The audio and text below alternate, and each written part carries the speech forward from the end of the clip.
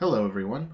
Today we'll be doing a track guide for Season 7, Round 1 of the Alpha Touring Challenge here at Virginia International Raceway. Let's quickly take a few moments to review the settings that we have applied here in the testing session, just so you can compare them to your own settings for time purposes. We have a session run about, I did this about 15 minutes ago, so about 8:30 in the morning.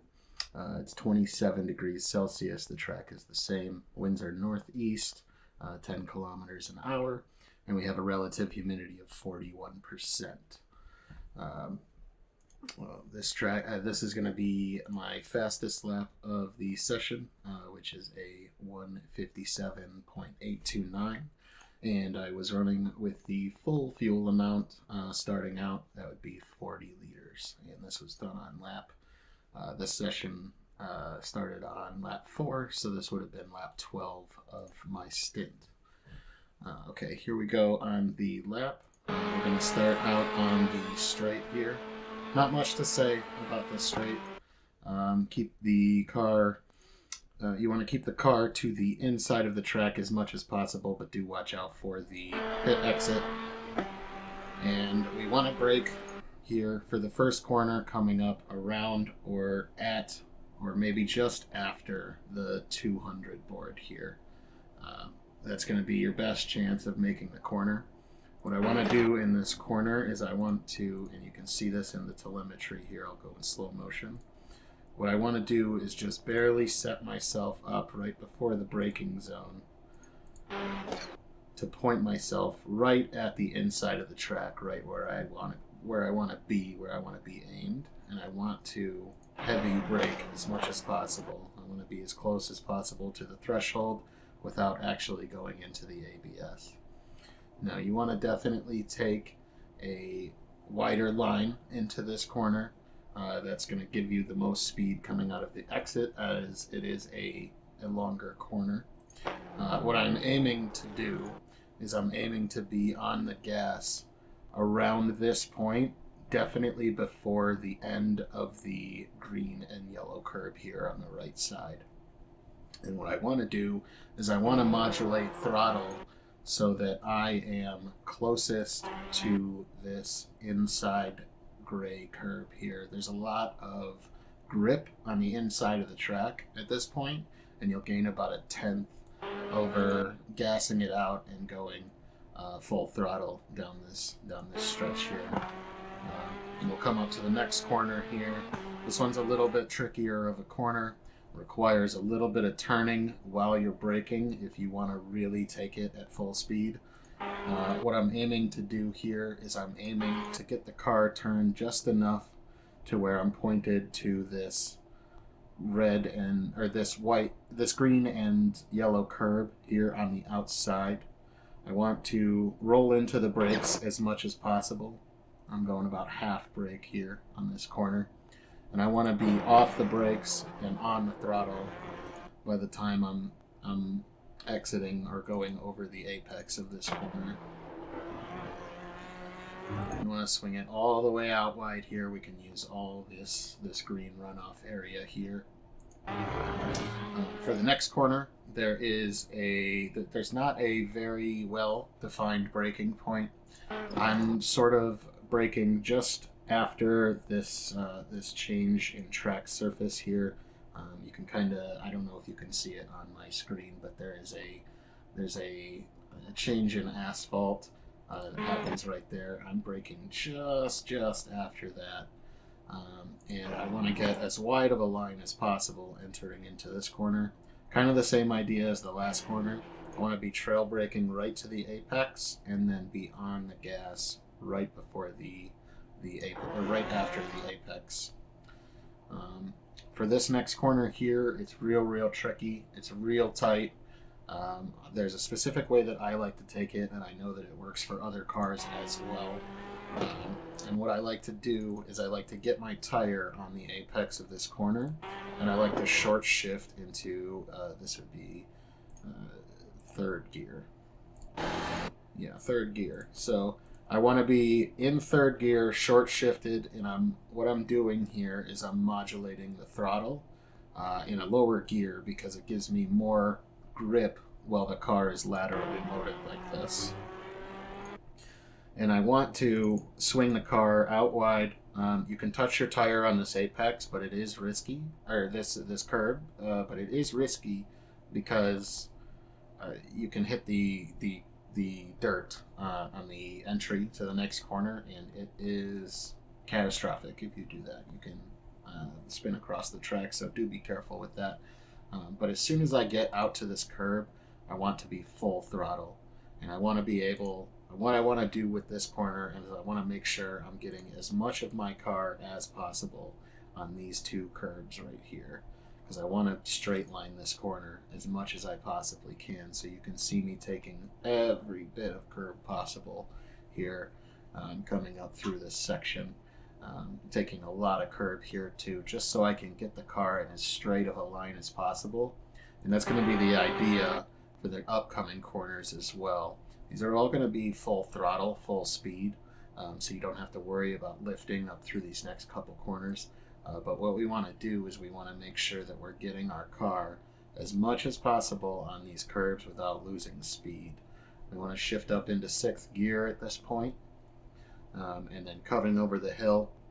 As soon as I crest the hill and the car gets settled, coming over the crest of the hill, probably just after this Marshall stand here, I want to be hard on the brakes, about halfway. I don't want to be on the brakes when I'm going through this corner. I want to be off the brakes and fully on throttle mid-apex here, because I want to maximize my exit out of this corner. You can take the car all the way wide to this curb, but do be careful, again, of the dirt while the car is laterally loaded here, coming off the corner. The next corner is Oak Tree, very famous corner, very tricky as well. What I'm aiming to do here is I'm aiming to get the car as much to the outside of the track before the braking zone. I'm braking at or around, or maybe just a tad after the 200 board here. I want to try to keep my brakes, as you can see here, I want to try to keep my brakes like I'm taking this corner in two sections. So you can see here that I am braking, trailing over this next corner, and then braking hard again, and then trailing. And then the goal is to be on the throttle well before this apex. If you take this corner correctly, and if you swing it out wide enough with your braking from this corner, from this section here, you'll be able to swing the car out and get a really good exit here onto the back straight. You can take as much of this curb as possible. I've taken a lot more than this and had good success. Some cars take this curb a little bit better than others. And do be careful on the exit of this that you, again, don't hit the dirt on the runoff, because the car is laterally loaded and it will spin. We'll fast forward here for the straight. There's not much to talk about. Just try to keep the car as straight as possible to maximize your speed. Coming into the last section of the track here. This is, again, another tricky bit. The corners are very twisty and they have multiple parts to them. What I'm aiming to do for this next corner here is I'm aiming to get the car, I'm aiming to start slowing down by the 200 board again here. Maybe just after the 200 board, if anything. What I want to do is, it's very similar to turn one. I want to orient my car in a way that I'm pointing to where I want to be, so that I can straight line my braking as much as possible. I want to get a lot of my braking done before I get to this point. I'm backing off the brakes just a little bit so that I can get the car turned in, and then I'm back on the brakes very hard.